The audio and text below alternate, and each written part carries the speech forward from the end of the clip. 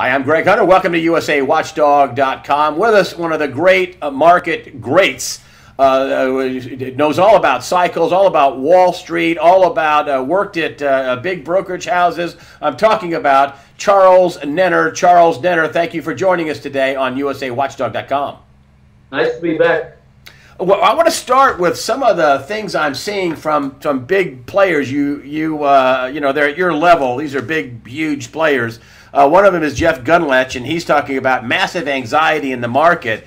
And another thing that really caught my eye was Bond King Bill Gross, who said that there's a day of reckoning coming, and he says the system itself is at risk.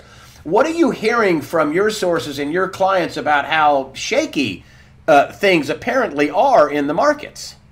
Well, as you maybe know, for many years, my attitude has been I don't want to know what other people say, because a lot of times I go against trend, and emotionally it's difficult to say I'm right and everybody's wrong. So I don't really listen to them. The thing is, I look at the junk bonds and the high yield bonds, and they're not at such an extreme right now. We're in big trouble. As you maybe remember, late 2014, where they discussed, also said it on CNBC, the equity market is going nowhere, and the end of the whole up move is going to be in September 2017. Well, we had, as we told our clients, the correction in the meantime, and we're back to the level where we were late in 2014. I still think that every big up move should be used to sell equities. We're going slowly to a major sell-off. You know, I still look for Dow Jones 5000. It has been published a lot. First thing is, I think the second half of 2016 is going to be a bad situation for stocks, but it's not going to be the big one. Again, the big one is going to start the third quarter of 2017, ending in 2020-21. So this is why you're telling people go ahead and get out right now, because from here on out, we're just going to have a declining stock market, correct? Well, we're getting everybody out at 2120, 2130 in 2014. And that was a good idea because the indices might hold up, but a lot of stocks that tanked really big, especially during the correction. I look at DuPont, I look at ExxonMobil was down 30%, Walmart down 30%. Not everybody had the guts not to take a loss. So this doesn't lead to anything. So we're already out since the end of 2014. We were in a 10-year notes. I see a little bit risk in a 10-year notes, but I don't think the yield will go above 2%. And later this year, I expect the bond market to go up again because the deflation will continue, especially because China will be weak again. What they did now on the monetary front is just temporary, and in a couple of months it will not continue. So deflation is still the problem, and we have these low interest rates, so it's going to be very difficult in the next recession to do anything to help the economy. So do you think that... Go ahead. The Fed is looking at indicators like unemployment, and based on their unemployment ideas, I still think September, December, with 2 times, we'll have a Fed hike, which will scare the market also. So I guess according to the numbers that the Fed looks at, they should hike 2 times. But on the long-term picture, we're going to be in big trouble. Do you think the Fed's going to hike in June or July? I mean, I find it hard. I think September, December. You think they'll hike just before the November election? Yeah, I think September, December. Whew, that will kill the Democrats if they hike in September. So you think a hike a quarter I'm sorry, you think a quarter in September and a quarter in December? Yeah, well, maybe I don't know. September, a bad stock market is bad for the sitting party. So maybe that's I don't say they're politically doing anything, but June will be too early. Maybe in September, and then if October the market comes down, then maybe it doesn't influence that much. A couple of weeks later, the select elections. But I think the market will turn down before that. I think in the summer, after the summer, the whole second part of the year will not be good. Do you think that the dollar will crash? A lot of people are thinking the dollar is going to crash, and they're not going to deliver gold, and we could have a big calamity. This year, that a lot of people are forecasting this fall could be a calamity. What say you about this? I think the dollar will still stay strong. There's no extreme in the dollar rate. If interest rates are going up in the United States and down in Europe, why wouldn't, simply speaking, why wouldn't you keep dollars? The U.S. economy is still better than the European economy. So I'm not sure why people think that a dollar could crash. So do you think if the dollar doesn't crash, you think what is your look on gold then? I mean, a lot of people. First of all, the problem in the stock market is if the dollar is strong, that's even worse for the profits of the companies, which is one reason that if the dollar continues up, you're almost sure that the stock market's coming down. And Gold, I don't remember we said that there was a low in gold. When did we talk last? A year and a half ago or so? No, about a year. You said it wouldn't go, and you were right about this, incidentally. Around 1100, you said, or 1120, 30, somewhere in that neighborhood. I don't know exactly, but you said it wouldn't go much lower lower than 1050 or 1040, or it wouldn't go much lower than that. I mean, it may down to something like that. You were right. It didn't go much lower. So we bought especially the gold stocks. I remember Newmont Mining, we bought, I think, at $12 or so, and the cycle looked toppy 2 weeks ago, so we sold it. I think we have seen most on the upside for gold for the moment. We have a short-term downside target of 1187. If it holds there, we could see one more rally, but especially if the Fed hikes interest rates, I don't see gold going very far. So you think that gold is pretty much topped out right where it is, right here in the 12, I don't know, 1200, 1215, 1230. Yeah, but I said if it holds the 1187, it will go back to 1240, 50 where it was one more time. But I think most of it has been seen. And what about all this manipulation? Deutsche Bank admitted to manipulating the gold and the silver market a few months ago. I know you saw that. And they also said that Bank of Nova Scotia and HSBC were involved, and some other all primary dealers and treasuries. What do you say about that in terms of this? That's pretty big manipulation when primary dealers of treasuries are manipulating the market. What do you say about the gold market? Are they ever going to stop manipulating? I say manipulation is impossible, and I'll tell you why. If you look at my research, and we can predict the gold prices every week and 3 times a week, and the interest rates, and we're 100% correct, how can there be manipulation? So manipulation is part of the market. For instance, when Greenspan was doing his thing, I always used to say Greenspan, before he became, an important person at Fed, was not such a great person in the financial market. And Greenspan was just part of the investing population, like the people that you talk about now are just part of the investing population. So if gold goes up because people have a fundamental reason or it's manipulation, doesn't matter. It goes the way it goes.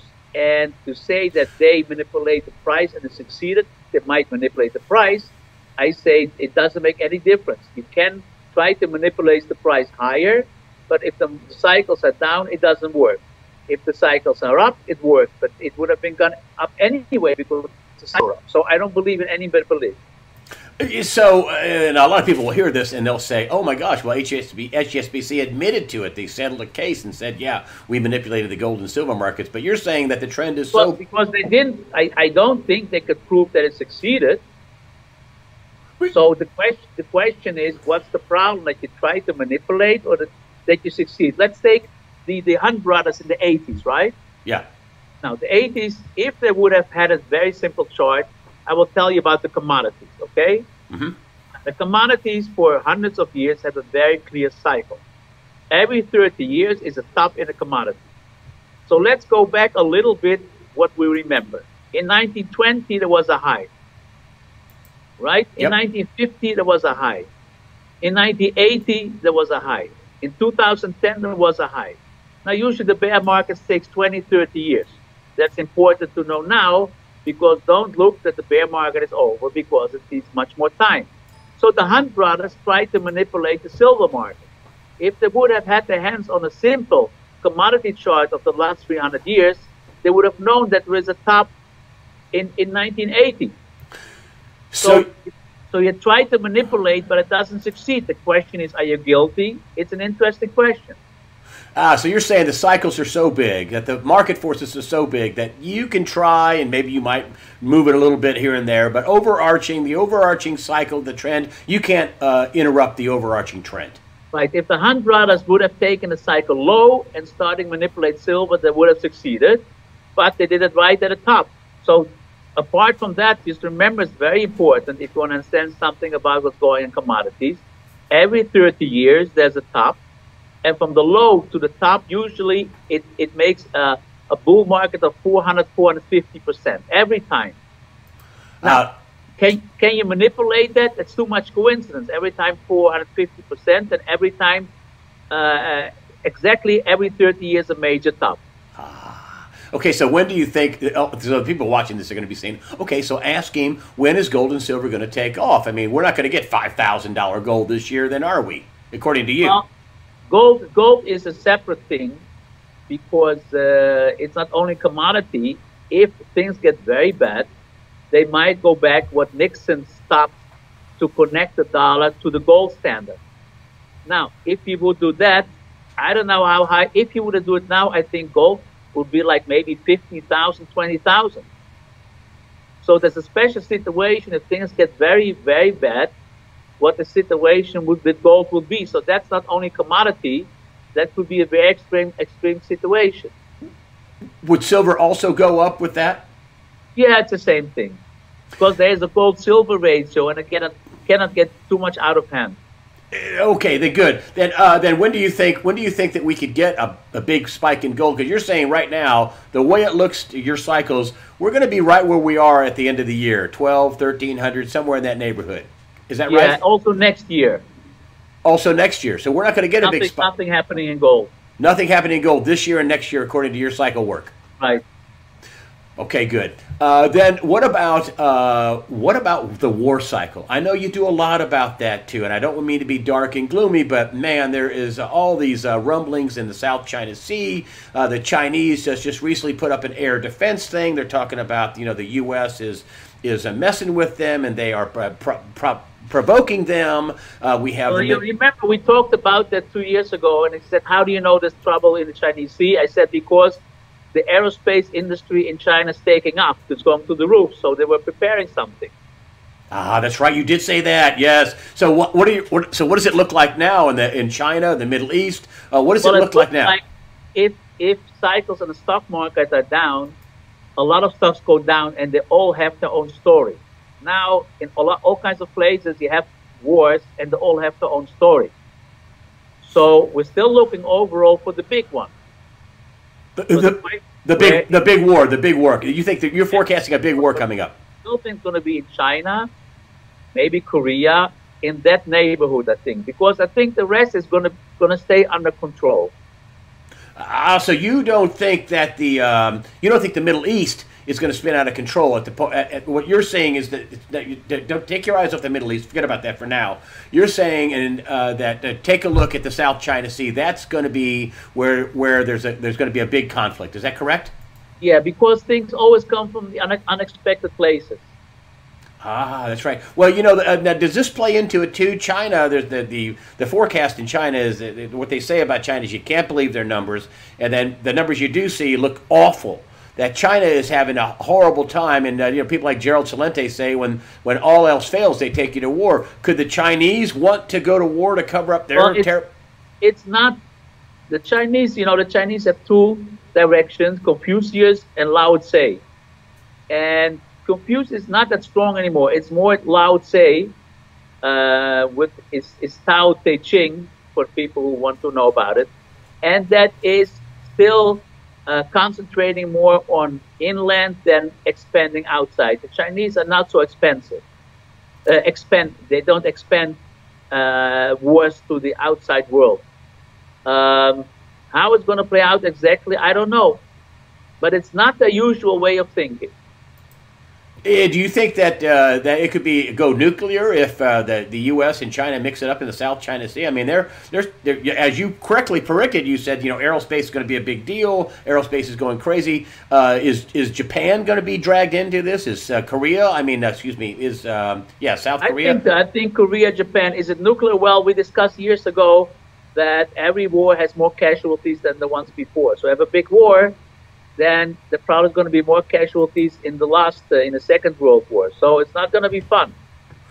Do you think that what do you make of Barack Obama talking about Vietnam getting new weapons? They're taking the embargo off their weapons, and apparently the U.S. is going to be giving Vietnam weapons, which I immediately thought, wow, China's going to love that. Their neighbor to the south. We talk also about the aerospace industry in Vietnam. If you look back on what we discussed about 2 years ago.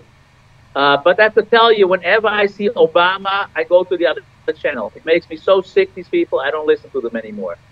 What do you think about him saying that he's going to lift the arms embargo to Vietnam? What is that? Is that just more of your analysis of that there's going to be a big war in that part of the world? I really don't listen to Obama.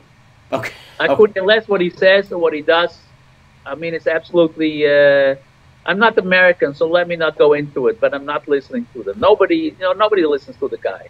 Okay, so forecast this fall, we're going to get the market. Are you saying that the market is topped out right here, and it's going to be down from here going into the fall? Yeah. And then till the end of the year. I'm sorry, say it again. I'm sorry, I cut you off. It could be till the end of the year. And then you're just a declining market all the way into the end of the year, and gold is going to be steady. Then when do you expect the big market crash? And I just want to get you to focus on that. And you said 2017. There is a problem which you can understand. We didn't discuss it. Why all over the world people like Trump are winning? How come this phenomenon of Trump and also in other countries came up? Well, I explain it to you, and then you know what is going to create the problem. The middle class, like you hear everywhere in the United States, is going under. Now, the middle class had a difficult time for many, many years. So what did they do? They managed to take mortgages, they managed to take loans, so they kept the level of living on a nice level. But after 2000, 2007, 2008, it's very hard to get those loans.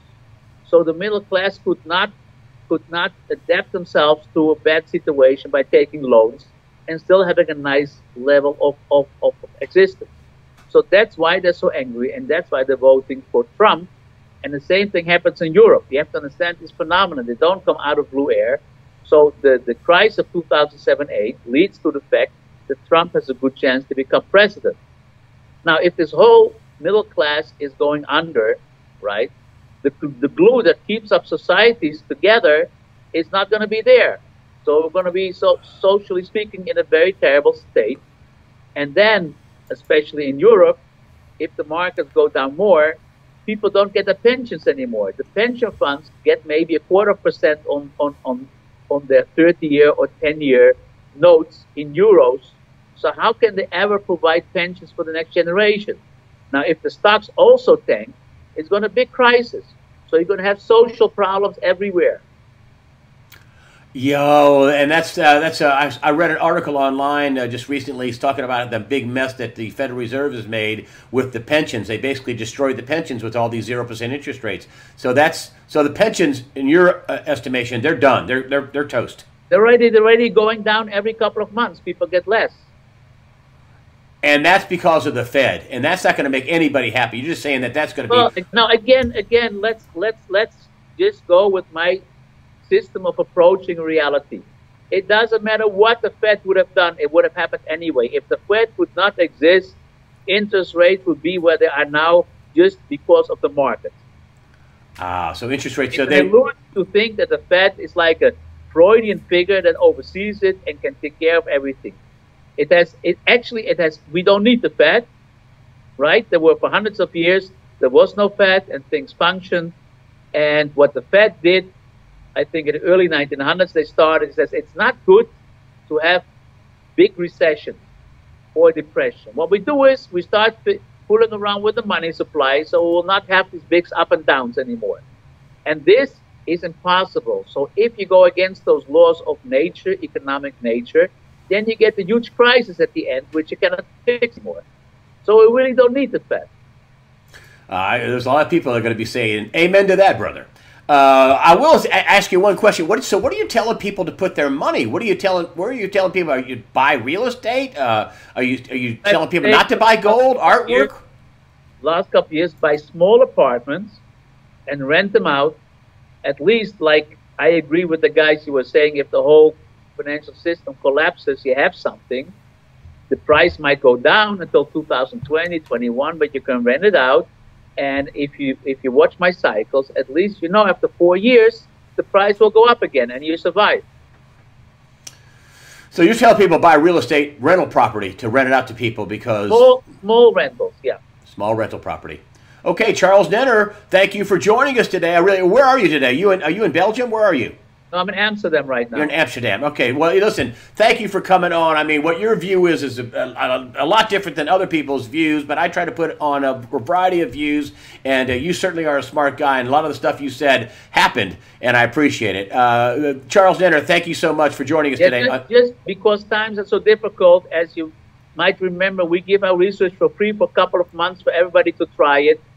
So go to Charles Nenner Research and just ask for the research and see if you like it. But you're not going to pay anything for a couple of months, and it's going to help you through the second half of this year. It's going to be very difficult.